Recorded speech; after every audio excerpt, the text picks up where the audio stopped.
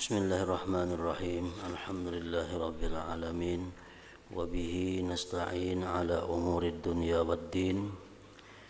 Wassalatu wassalam ala habibillah sayyidina Muhammadinil amin wa ala alihi wa ashabihi wat tabi'in wa man tabi'ahum bi ihsanin ila yaumiddin.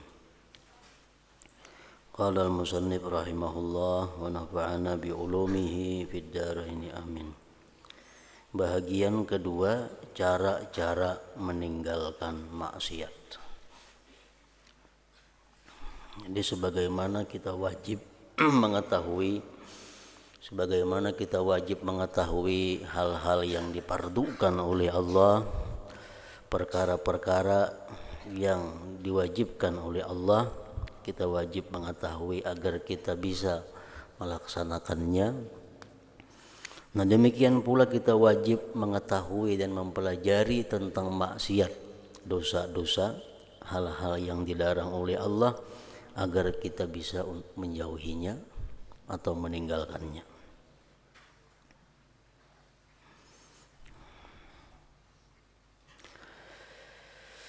Bagian kedua dari kitab ini, cara-cara meninggalkan maksiat.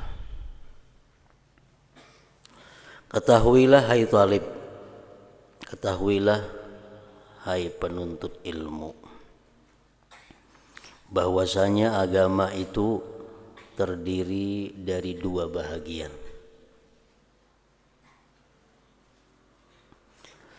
Pertama, meninggalkan maksiat. Kedua, mengerjakan taat. Jadi di sini yang pertama itu meninggalkan maksiat, karena itu lebih penting daripada melakukan taat.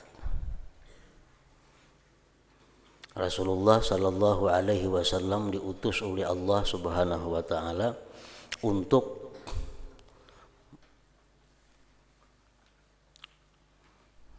mencegah manusia daripada menyekutukan Allah. Jadi yang utama tugas Nabi kita itu adalah berdakwah kepada orang-orang di Mekah itu agar mereka meninggalkan menyembah berhala. Nah, jadi pertama itu dulu meninggalkan menyembah berhala. Jangan sampai menyembah berhala. Bila sudah kada menyembah berhala, nah hanya bisa menyembah Allah Subhanahu wa taala. Jadi yang pertama adalah meninggalkan kemaksiatan dulu. Meninggalkan kemaksiatan, kemudian hanya mengerjakan ketaatan. Jadi tubuh kita seperti wadah umpamanya, wadah bejana. Nah, bejana itu sudah berisi macam-macam yang kada baik. Wadah yang ada pada kita ini berisi kumpulan-kumpulan yang buruk, kumpulan-kumpulan yang jahat. Sebelum wadah itu kita isi dengan sesuatu yang baik, sebelum wadah itu kita buati hal-hal yang bagus, terlebih dahulu tentunya kita bersihkan wadah itu daripada yang kada baik. Sudah bersih, sudah disabun, sudah hilang bau yang kada nyaman, hanya kita buati sesuatu yang baik. Nah, kayak itu juga tingkah laku kita. Tinggalkan dulu perbuatan maksiat kepada Allah, membersihkan diri ngarannya, hanya bisa dipakaiani atau diperhiasi dengan taat kepada Allah Subhanahu wa taala. Meninggalkan maksiat adalah lebih berat daripada mengerjakan taat. Sabar daripada berbuat taat, sabar daripada meninggalkan maksiat. Sabar meninggalkan maksiat itu lebih banyak pahalanya daripada sabar melakukan taat. Sabar melakukan taat dapat pahala 300. Sabar meninggalkan maksiat dapat pahala 600. Karena meninggalkan maksiat itu diperlukan kesabaran yang lebih kuat, kesabaran yang lebih mantap daripada melakukan taat. Meninggalkan maksiat adalah lebih berat daripada mengerjakan taat. Karena mengerjakan taat senang dibuat oleh setiap orang, tetapi meninggalkan syahwat maksiat hanya dapat dilaksanakan oleh orang-orang siddiqin.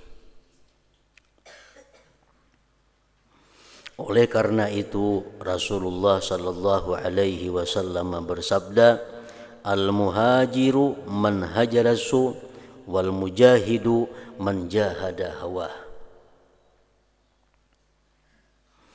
Artinya orang yang berhijrah dengan sebenarnya, orang yang benar-benar hijrah, ialah orang yang berhijrah daripada kejahatan, meninggalkan kejahatan.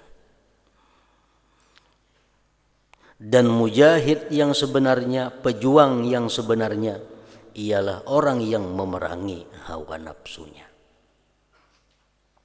Hawa nafsu selalu mengarah kepada perbuatan yang dilarang oleh Allah Subhanahu wa ta'ala.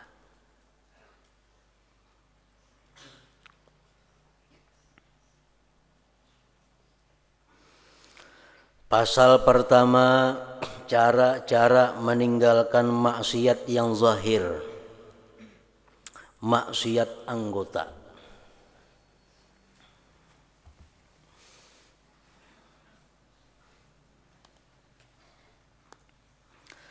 Ketahuilah bahwasanya apabila engkau melakukan sesuatu maksiat,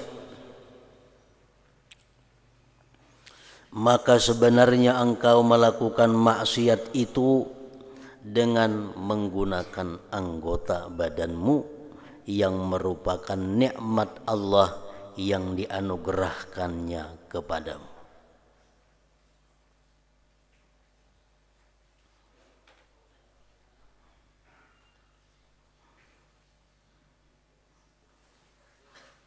Boleh kita maksiat,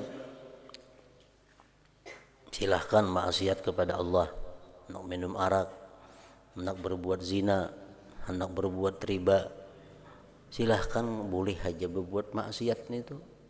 Cuma syaratnya jangan menggunakan nikmat Allah, jangan di tempat ampun Allah.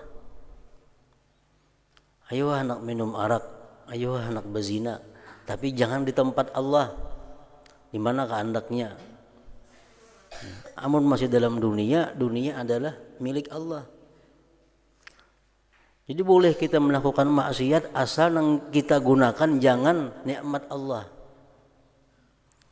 Menggunakan nikmat Allah kepada kemaksiatan itu ngarannya adalah kufur nikmat. Kufur nikmat.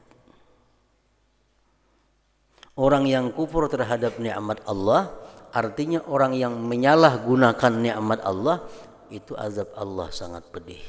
Inna azabi lasyadid.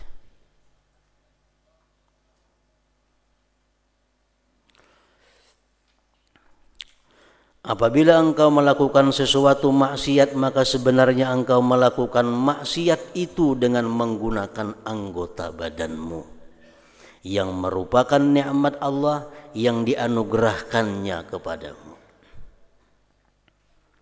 dan menggunakan amanah yang diberikan kepadamu, kepercayaan yang diberikan kepadamu. Allah memberikan kepercayaan kepada kita mata, memberikan kepercayaan kepada kita telinga, memberikan kepercayaan kepada kita kaki, tangan, dan sebagainya.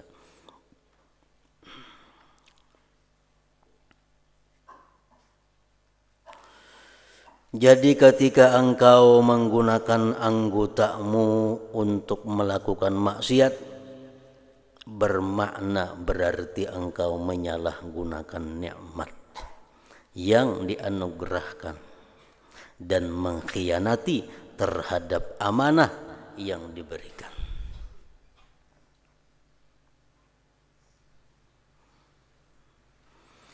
Dan anggotamu adalah rakyatmu.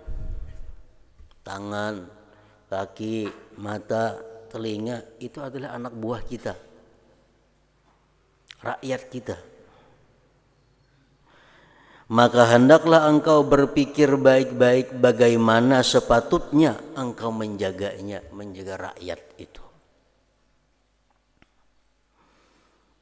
Sabda Rasulullah sallallahu alaihi wasallam, "Fakullukum ra'in wa kullukum mas'ulun an ra'iyyatihi."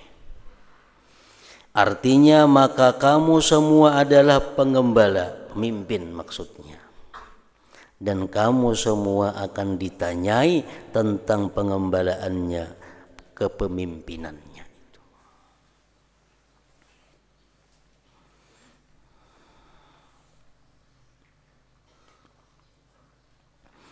Dan ketahui olehmu bahwasanya semua anggotamu akan bersaksi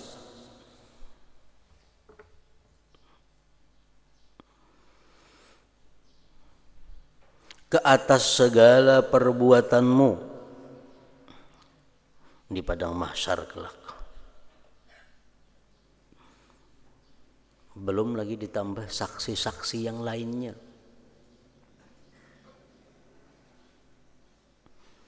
Anggota tubuh kita ini akan bersaksi terhadap apa yang dikerjakannya di dalam dunia, baik itu kejahatan atau kebaikan. Itu yang di dalam awak kita, belum lagi yang di luar-luarnya. Ada orang lain yang melihat kita berbuat kebaikan, ada orang lain yang berbuat kejahatan. Mereka akan bersaksi di hadapan Allah. Bumi nang kita pijak, pakaian nang kita pakai, atap nang menaungi kita, rumah nang semuaan itu akan jadi saksi perbuatan-perbuatan kita dalam dunia ini di hadapan Allah Subhanahu wa taala.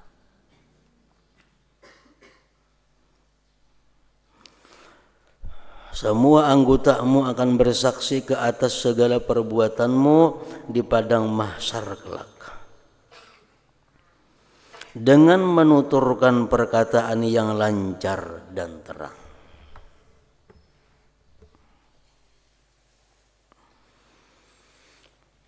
Anggotamu akan mendadahkan,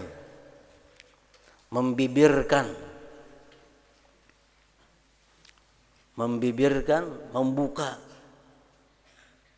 segala rahasiamu di hadapan perhimpunan agung di padang mahsyar.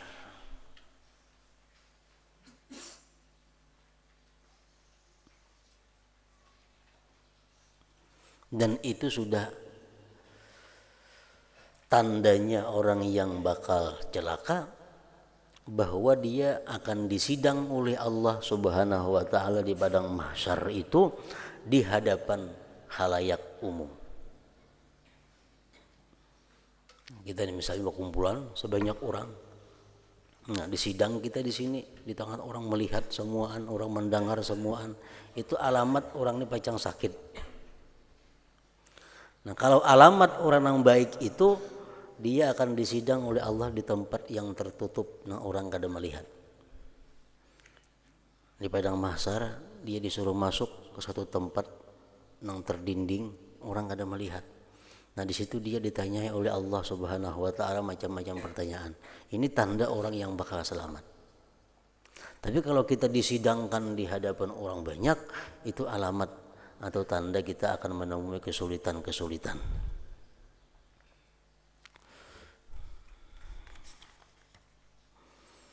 Dan anggotamu akan mendadahkan, membibirkan segala rahasiamu di hadapan di hadapan perhimpunan agung di padang mahsyar. Dalam hal ini Allah Ta'ala telah berfirman, yauma tashhadu alaihim alsinatuhum wa aydihim wa arjuluhum bima kanu ya'malun. Maksudnya di hari itu, hari kiamat, akan bersaksilah ke atas kamu oleh segala lidahmu, tanganmu dan kakimu dengan segala sesuatu yang telah kamu perbuat di dalam dunia dahulu.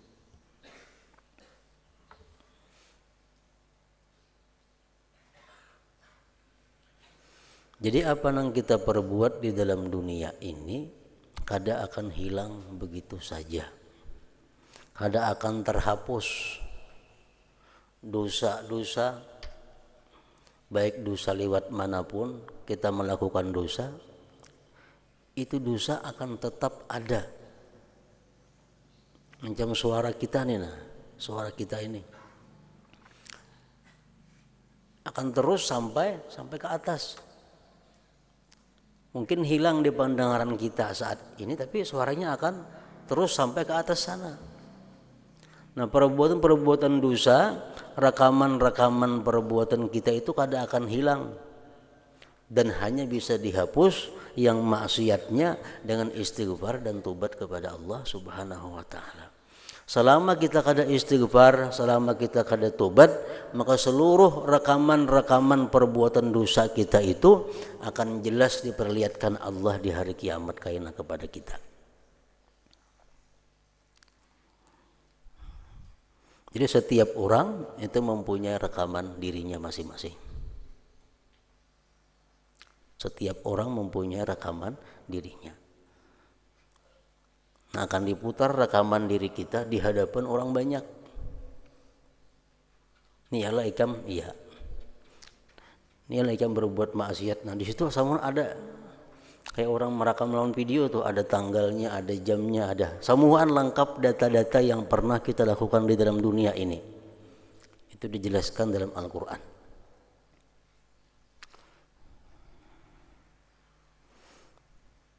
Bahwa tidak ada perbuatan yang sekecil apapun, yang sebesar apapun, melainkan semuanya ada dalam catatan Allah.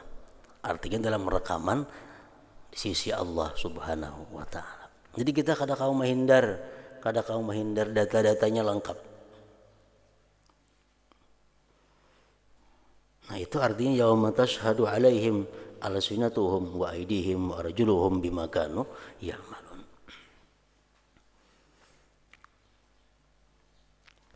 Artinya bukan dimaksud bahwa tangan ini berkata bahwa aku pernah memperbuat ini, bukan itu.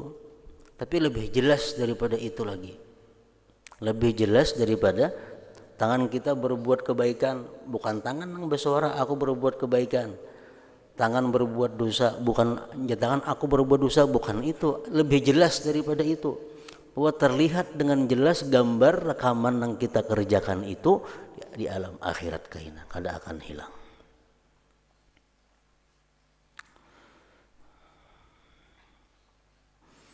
Jadi satu-satunya jalan untuk menghapus perbuatan-perbuatan dosa yang kita lakukan itu kada lain memperbanyak tobat, memperbanyak istighfar, minta ampun kepada Allah Subhanahu wa taala supaya dapat menghapuskan nang kada baik daripada perbuatan kita.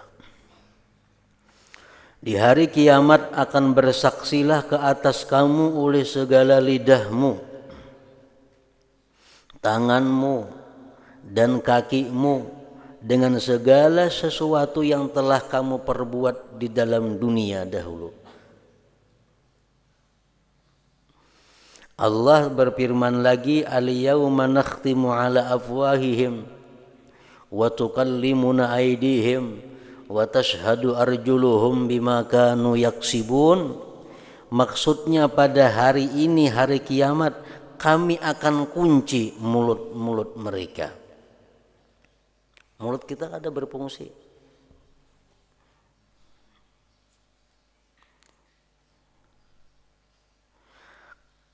Akan kami kunci mulut-mulut mereka dan akan bercakap kepada kami tangan mereka. Dan akan bersaksi di hadapan kami kaki-kaki mereka terhadap apa-apa yang telah mereka perbuat di dunia dahulu itu.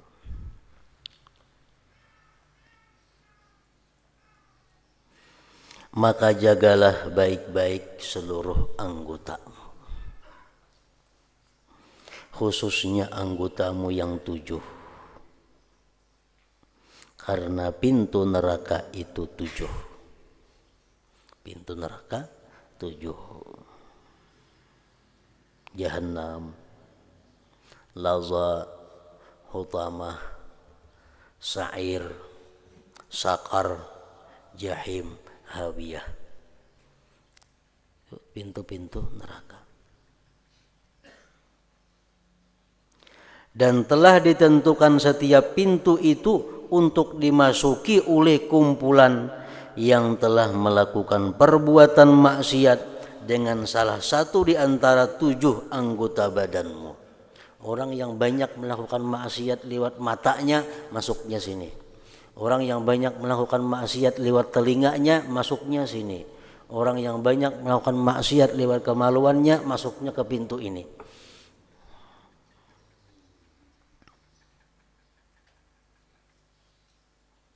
Yaitu mata, telinga, lidah, perut, kemaluan, tangan, dan kaki. Nah, 7 anggota utama itu yang wajib dipelihara daripada perbuatan-perbuatan yang dilarang, perbuatan-perbuatan yang maksiat kepada Allah Subhanahu wa taala. Yang pertama, menjaga mata. Mata sebenarnya diciptakan oleh Allah Ta'ala untuk engkau dapat melihat segala sesuatu, sehingga engkau dapat menggunakannya si mata dalam menunaikan segala hajatmu, dan engkau dapat melihat dengan matamu akan keajaiban ciptaan langit dan bumi. Mata kadang-kadang melihat kepada yang diwajibkan oleh Allah. Mata kadang-kadang melihat kepada sesuatu yang disunatkan oleh Allah. Mata kadang-kadang melihat kepada sesuatu yang dimakruhkan oleh Allah. Mata kadang-kadang melihat kepada sesuatu yang dibolehkan oleh Allah Subhanahu wa taala. Jadi ada 5 macam penggunaan mata ini.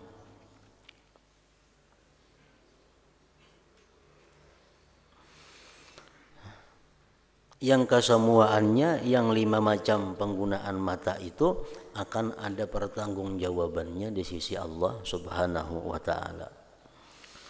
Maka sebenarnya diciptakan oleh Allah Ta'ala untuk engkau dapat melihat segala sesuatu, sehingga engkau dapat menggunakannya dalam menunaikan segala hajatmu, dan engkau dapat melihat dengan matamu akan keajaiban ciptaan langit dan bumi, supaya engkau dapat mengambil i'tibar daripadanya. Maka peliharalah matamu dari 4 perkara. Ini 4 perkara yang utama yang dijaga. Walaupun masih banyak lagi hal-hal selain daripada 4 ini yang perlu dijaga mata kita. Cuma 4 perkara ini adalah pokok. Pertama, melihat perempuan yang bukan mahram.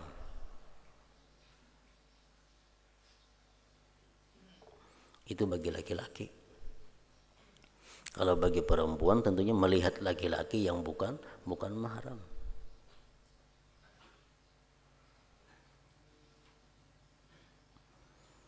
Melihat perempuan yang bukan mahram.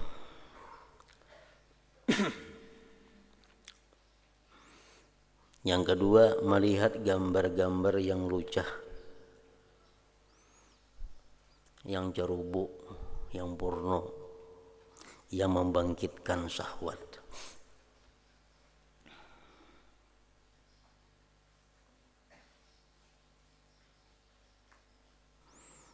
Yang ketiga, melihat orang lain dengan pandangan penghinaan.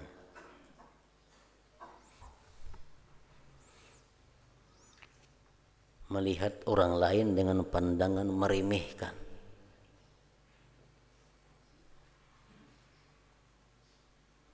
Yang keempat, melihat-lihat keaiban orang lain.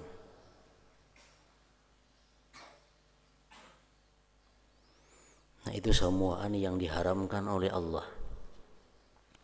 Termasuk lagi melihat sesuatu benda atau barang yang tidak diizinkan oleh pemiliknya melihatinya. Ada boleh juga. Misal orang ada berisi harta atau ada berisi benda yang disimpani orang. Nah, kita lihati, nah itu ada boleh juga. Termasuk yang diharamkan oleh Allah. melihati rumah, melihati isi rumah orang lain tanpa seizin pemiliknya, itu ada boleh juga. Kita bisa menjenguk rumah orang, itu ada boleh, termasuk perkara yang diharamkan oleh Allah. Jadi misal mengatuk beilang ke rumah orang, beilang ke rumah orang, ke rumah kawan, ke rumah siapa, mengatuk jangan menjenguk. Tuk tuk tuk nah kaca mata, nah kada boleh nih tuh. Nah, itu apa hukumnya, termasuk yang diharamkan oleh Allah. Itu ada nangka itu orang datang mengatuk-ngatuk menjenguk ke kaca, nah ngapa dijenguk? Padahal itu adalah sesuatu yang diharamkan oleh Allah.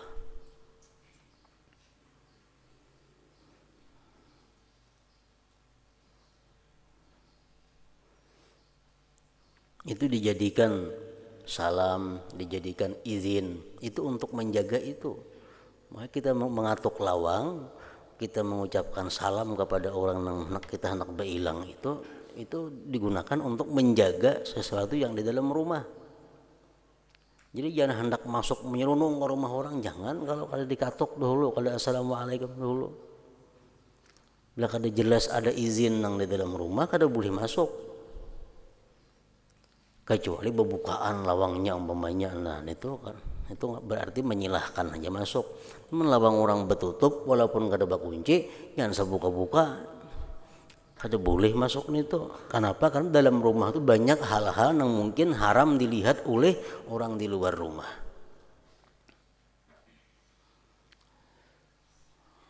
Kita beilang ke rumah orang umpamanya, beilang ke rumah orang, lalu ujarna ampun rumah, duduk sini nah. Itu wajib kita menurutin itu. Misal kursi kayak ini, hadapnya ke situ. Di sini ada kursi, hadapnya ke situ. Di sini ada kursi, hadapnya ke sana. Sini ada kursi, hadapnya ke sini. Itu kan biasa kursi nih. Datang kita beilang. Jadi jangan pun rumah, duduk sini nah, sebelah sini nah. Nah kita wajib duduk di situ. Hukumnya wajib duduk menuruti perintah nah ampun rumah nih. Kenapa? Karena ampun rumah ini menyuruh kita duduk di situ ada maksud. Pasti ada tujuannya. Jadi kalau kita masuk ke rumah orang itu, kemana orang rumah menyuruh duduk, di situ kita nang wajib duduk. Kada boleh sekanak seorang duduk di dalam rumah orang, kada duduk saja pun kita diwajibkan taat kepada nang ampun rumah. Karena ampun rumah ini bisanya menjaga. Kalau duduk di sini dilihatkan nampak dapur kelihatan. Nah, amun duduk di sini bisa kamar kelihatan. Nah, jadi ampun rumah itu menyuruh duduk di sini itu ada maksud tujuannya tertentu. Nah, jadi kita sini aja ampun rumah, duduklah di situ, jangan belai-lain pada situ duduk. Ampun rumah sudah menyediakan itu berarti ada maksudnya, ada tujuan tertentu. Nah, jadi di sini dalam kitab ini Al-Imam Al-Ghazali membuat bahwa hanya ada 4 dosa mata yang wajib kita menjaganya. Nah, 4 ini merupakan pokok. Pertama, melihat perempuan yang bukan mahram atau melihat laki-laki yang bukan mahram. Yang kedua, melihat gambar-gambar yang lucah yang membangkitkan syahwat. Gambar-gambar porno yang membangkitkan syahwat. Yang ketiga, melihat orang lain dengan pandangan penghinaan. Yang keempat, melihat-lihat keaiban orang lain. Nah, yang kelima, melihat kemungkaran. Itu sama, hukumnya adalah haram juga. Melihat kemungkaran, melihat perbuatan maksiat tanpa melihat perbuatan maksiat tanpa ada kebencian dalam hati terhadap kemaksiatan itu. Kalau kita melihat satu kemaksiatan, kita berpindah kada kawa lagi, padahal kita kada senang lawan maksiat itu. Nah, itu sudah kita selamat. Tapi kalau kita melihat satu kemaksiatan, di hati kita kadang ada kebencian dengan maksiat yang kita lihat itu termasuk melihat yang diharamkan oleh agama.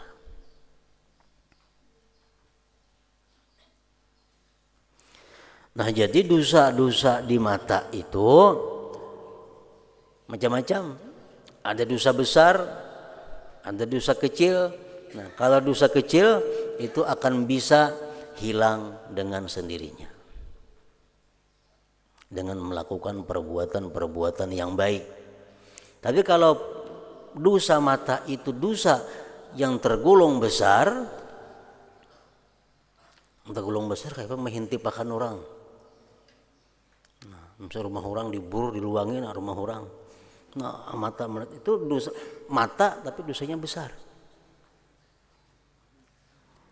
Nah, dosa-dosa yang besar seperti itu kadang akan bisa hilang dengan hanya sekedar melakukan perbuatan baik. Itu mesti perlu tobat yang bujur-bujur, tobat yang sungguh-sungguh kepada Allah Subhanahu wa taala, dan sebelumnya mesti minta halal, minta ampun kepada orang yang dilihati dengan demikian cara tadi. Itu mengganggu kehormatan orang, mengganggu pribadi orang.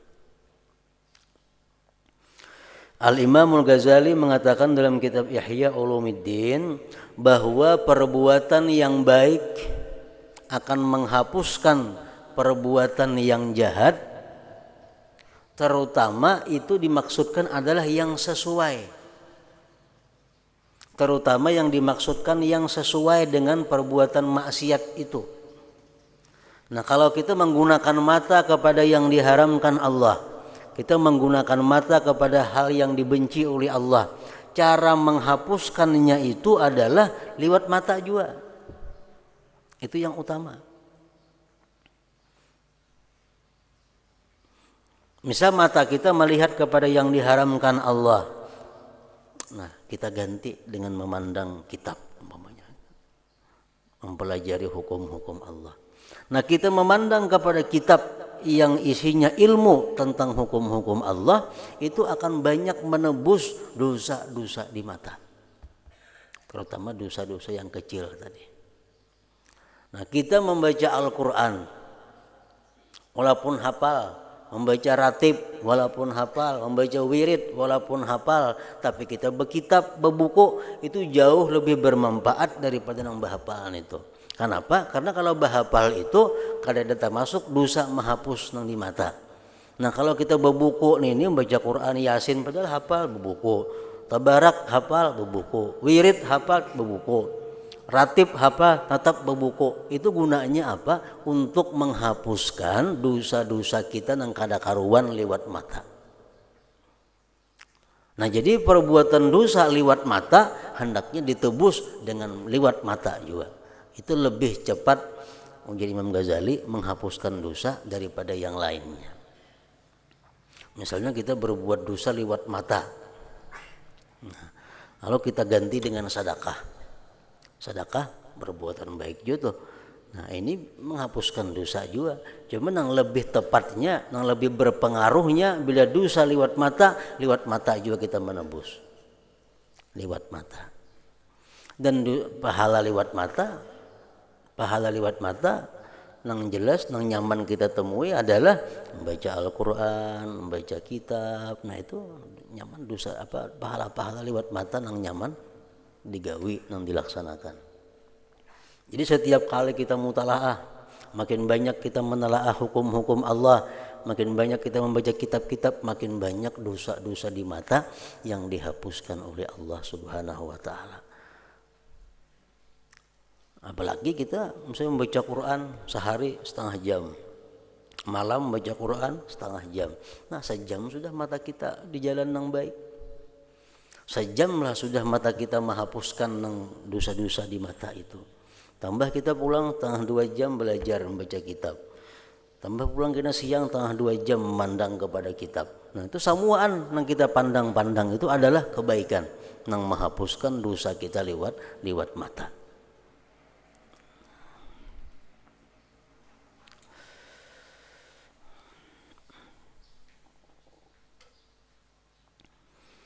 Melihat-lihat keaiban orang lain. mencari keaiban, melihat keaiban orang lain. Artinya orang lain tuh kada katuju nih tuh diitihi. Misal di awaknya ada bakunat, di awaknya ada begetalan, nya kada katuju diitihi. Ini dibuka diitihi getalannya itu nanya kada katuju. Nah, itu adalah perbuatan dosa. Melihati sesuatu nang aib orang, nang inya kada katuju orang lain melihat itu. Kita melihati, kita maintip, nah itu nang kada boleh. Itu perbuatan dosa liwat mata juga. Nah, jadi di sini Imam Ghazali cuma menyampaikan 4 pokok tentang dosa-dosa mata, padahal lebih daripada 4 itu. Nah, ke situ dulu yang keempat. Yang kedua, daripada anggota yang wajib dijaga daripada maksiat adalah telinga.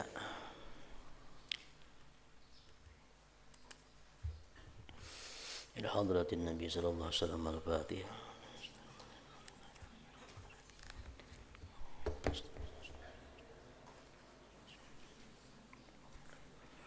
Bismillahirrahmanirrahim. Alhamdulillah rabbil alamin wa salli wa sallim ala sayyidina Muhammad wa alihi wa sahbihi ajma'in. Allahumma ighfir lana ma akhtana wa ma ta'ammadna wa ma asrarna wa ma alanna wa ma asrafna wa ma anta alam bihi minna. Antal muqaddim wa antal muakhir, la ilaha illa anta. Allahumma anfa'na bima 'allamtana wa 'allimna ma yanfa'una wa zidna fahman wa ilman wa amalan wa hudan wa taufiqa bi rahmatika ya arhamar rahimin. Sallallahu alaihi sayyidina Muhammad wa alihi wa sallam. Alhamdulillah.